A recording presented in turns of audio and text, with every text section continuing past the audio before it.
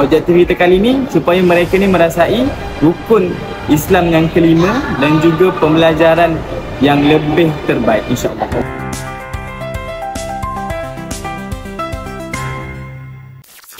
Labbaik Allahumma labbaik, labbaik la syarika lak labbaik, innal hamda wan ni'mata lak wal mulk la syarika lak. Labbaik Allahumma labbaik, labbaik la syarika lak labbaik, innal hamda wan ni'mata lak wal mulk la syarika. Wa ahramtu biha lillahi ta'ala.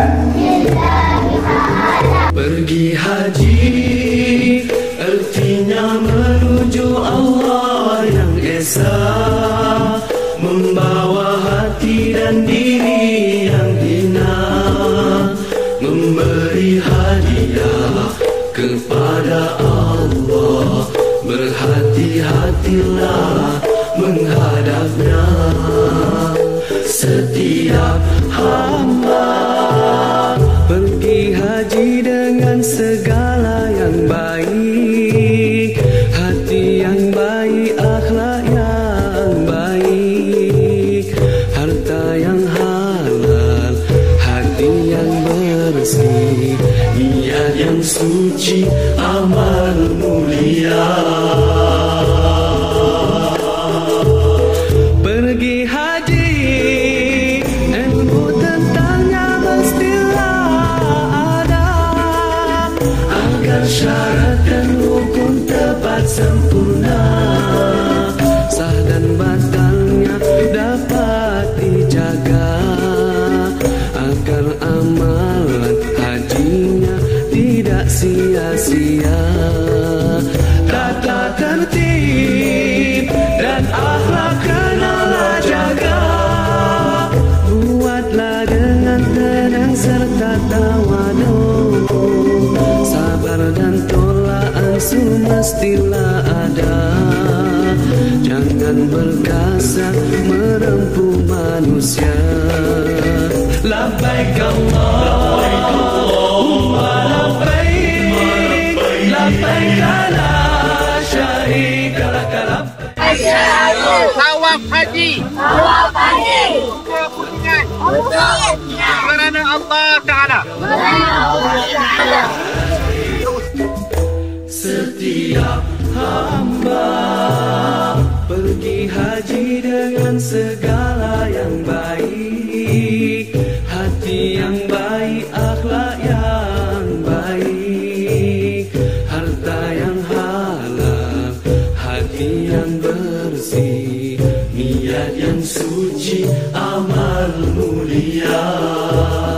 Tanah haram jagalah pantang larangnya. Pergi haji bukannya masa untuk membeli belah. Beringatlah, betulkanlah niat kita.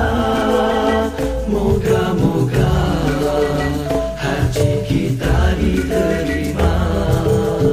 Jagalah pantang larangnya yang boleh rosakkan haji, jauhkan maksiat. Best, saya seronok. Lepas haji ni saya rasa macam haji betul lah. Saya dapat feel haji, tawaf sana nak sana sa'i, niat semua best. Best. Dapat simulasi haji, lepas tu lari tu penat sikit tapi masuk je. Seronok sangat. Tiga benda. Yang satu yang tu tadi saya cakap, dan nombor dua kepanasannya dekat bukit. Best sangat-sangat. Saya dah dapat belajar. Saya rasa haji ni macam pengalaman lah. Betul-betul panas tu semua ada. Memang best lah. Best, seronok. Bismillahirrahmanirrahim. Alhamdulillah telah selesai program Mini Hajj 2025. Tahun ni kita cuba bawakan perasaan ataupun pembelajaran yang nyata kepada student kita supaya diorang dapat merasai